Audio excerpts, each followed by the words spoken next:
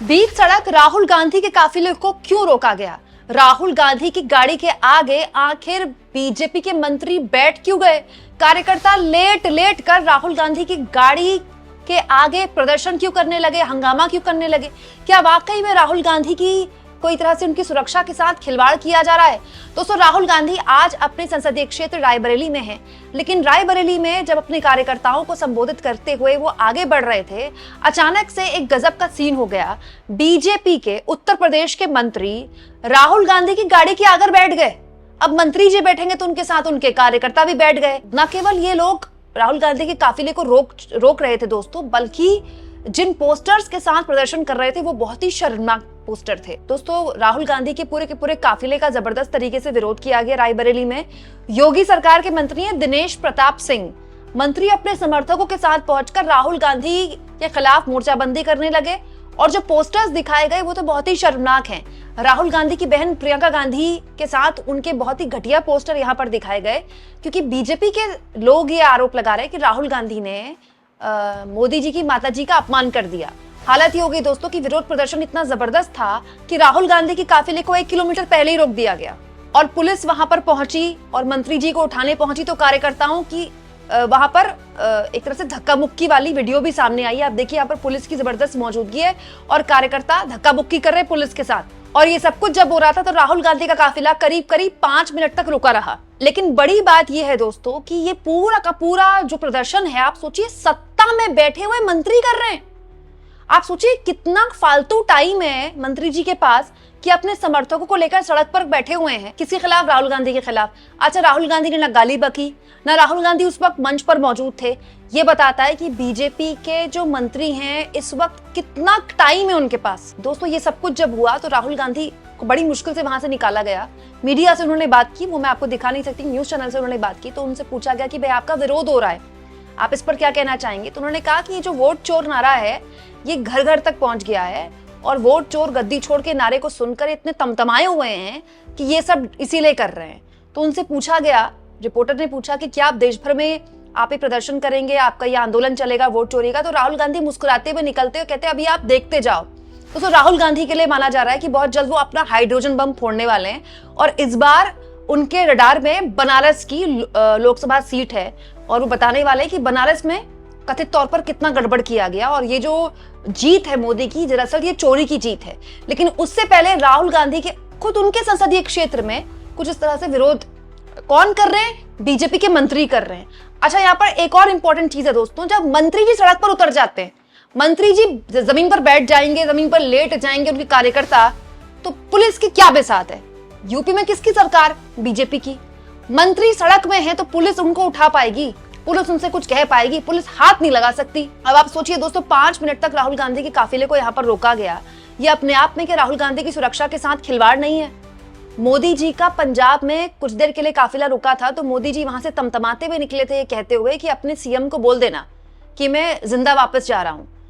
अब यहाँ काफिला अगर 5 मिनट रुक रहा है तो यहाँ किसकी सुरक्षा के साथ खिलवाड़ हो रहा है? और उससे भी बड़ा सवाल दोस्तों कि उत्तर प्रदेश के मंत्री जी के पास कितना टाइम है, जबकि यूपी के कई जिले इस वक्त भयंकर बाढ़ से पीड़ित हैं। अगर आप मथुरा वृंदावन से आते हैं दोस्तों, या आपके कोई परिचित हैं, कोई दोस्त हैं, तो आप जानते होंगे कि इस वक्त वहां पर क्या हाल है। मथुरा वृंदावन में पानी लोगों के घरों तक पहुंच गया है, गलियां जलमग्न हैं और हालत देखिए आप वहां के सड़कों की, मथुरा की सड़कों की हालत देखिए आप, मोहल्लों की हालत देखिए मथुरा की। उत्तर प्रदेश के कई जिले बाढ़ प्रभावित हैं। दोस्तों, ये जो वीडियो मैं आपको दिखा रही हूँ, कुछ वक्त पहले उत्तर प्रदेश के जो प्रदेश अध्यक्ष है कांग्रेस के, अजय राय, उन्होंने ये वीडियो शेयर किया है।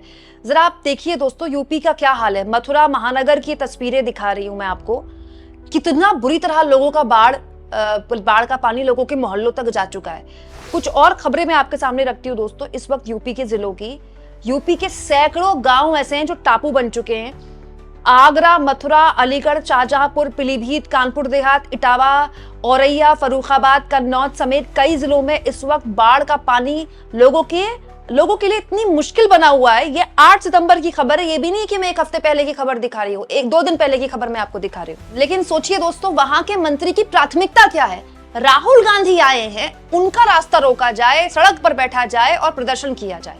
जब सत्ता में बैठे लोग प्रदर्शन करते हैं तो फिर क्या स्थिति बनती है? क्या यूपी के मंत्री ने बिहार से कोई सबक नहीं लिया? बिहार में सत्ताधारी दल गठबंधन एनडीए सड़क पर उतरा। मोदी जी के मां के अपमान के नाम पर क्या हाल हुआ उस बंद का? कितनी छीछालेदर हुई है बीजेपी की या एनडीए के सहयोगियों की? उससे कोई सबक ना लेते हुए बताइए योगी जी के मंत्री सड़क पर उतरकर राहुल गांधी का विरोध कर रहे हैं। विरोध करने में किसी को कोई हर्ज क्यों हो सकता है, लेकिन जब मंत्री जी विरोध करेंगे तो काम कौन करेगा? वैसे राहुल गांधी दोस्तों आज और कल 2 दिन रायबरेली में ही रहने वाले हैं और अपने संसदीय क्षेत्र में वो आज की रात भी बिताएंगे, कल का पूरा दिन उनका वहीं रहने वाला है। अलग अलग उनके कार्यक्रम हैं। तो आप कह सकते हैं कि मंत्री जी ने अपनी मौजूदगी दर्ज करा दी, अब वो हेडलाइंस में आ गए। लेकिन जो बात राहुल गांधी ने बोली दोस्तों कि ये जो मुद्दा है ये एक्चुअली में वोट चोर गद्दी छोड़ नारे को एक तरह से उससे घबराहट है कि सड़क पर उतर रहे हैं बीजेपी के लोग। दोस्तों उसके अलावा उत्तर प्रदेश में कांग्रेस पार्टी का प्रदर्शन भी लोकसभा चुनाव में बहुत अच्छा रहा और इसमें कोई दो राय नहीं कि लोकसभा में अखिलेश यादव और राहुल गांधी ने बहुत ही शानदार प्रमोशन किया। उनका जो कैंपेनिंग था बहुत सफल थी। किसी ने उम्मीद नहीं की थी, बीजेपी ने तो बिल्कुल भी उम्मीद नहीं की थी कि यूपी में उनकी ये गत हो सकती है। अगर उड़ीसा से सीटें ना आती तो मोदी का पीएम बनना नेक्स्ट टू इम्पॉसिबल होता, लेकिन ये सब कुछ हुआ यूपी की वजह से। तो राजनीतिक तौर पर जो है बीजेपी इस वक्त यूपी में बहुत कमजोर है, इसमें कोई दो राय नहीं कि उसका संगठन सबसे मजबूत है, क्योंकि आप जब सरकार में होते हैं तो आपके पास तमाम तरह की ताकतें होती हैं। लेकिन ये भी सच है कि जो गलतियां लोकसभा चुनाव में हुई यूपी में, अब तक बीजेपी ने उन गलतियों में कितना काम किया है मुझे नहीं पता, क्योंकि लोकसभा चुनाव के बाद जो बीजेपी की आंतरिक रिपोर्ट थी उसमें कहा गया था कि 100 बीजेपी के मौजूदा विधायक है जिन्होंने अपनी पार्टी के विरोध में काम किया, और वो जो 100 विधायक है माने जाते हैं कि वो योगी जी से नाराज हैं। लोकसभा चुनाव के बाद कई बार चर्चा आ चुकी कि योगी कुर्सी अब जाएगी तब जाएगी, कुर्सी उर्सी तो उनकी जाने से रही, उनकी जाने भी नहीं वाली कुर्सी।